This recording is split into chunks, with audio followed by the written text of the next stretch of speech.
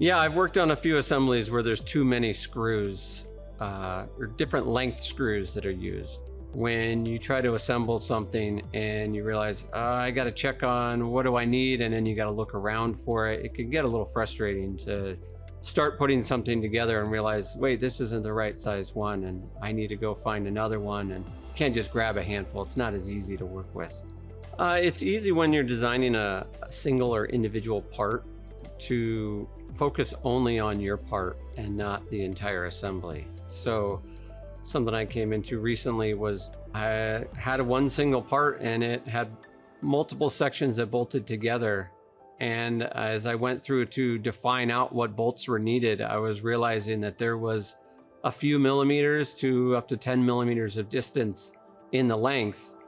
And I realized, wait a minute, I don't want to spec out 8 different bolts. And then when I go to assemble this, I'm going to be searching around and having to measure each one because it's not that much of a difference between bolt A and bolt B. You can use the wrong size bolt and it will thread in, and it might seem like it's the correct length, but you're not getting the full thread engagement that you were hoping to achieve. So in critical applications like the one that we're working on, where we need a specific amount of torque and it has to hold through a thermal cycle, we need to know that we have 2x thread engagement on every single one of the threads.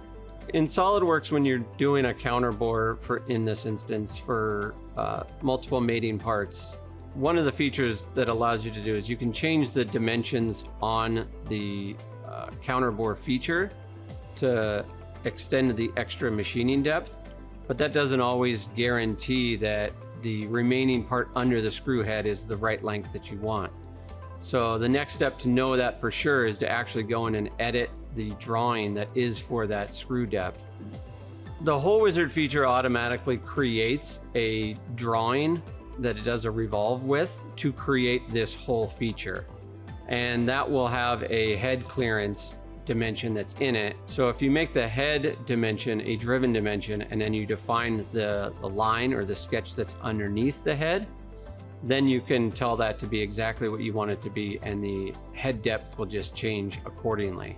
Editing the sketches only takes just a few minutes to go into each sketch and change the dimension, and you have it done. Where I can spend that same time to change each of those sketches just trying to find the correct bolt to order, let alone when it comes to assembly time, ensuring that I have the correct bolt going in the correct position.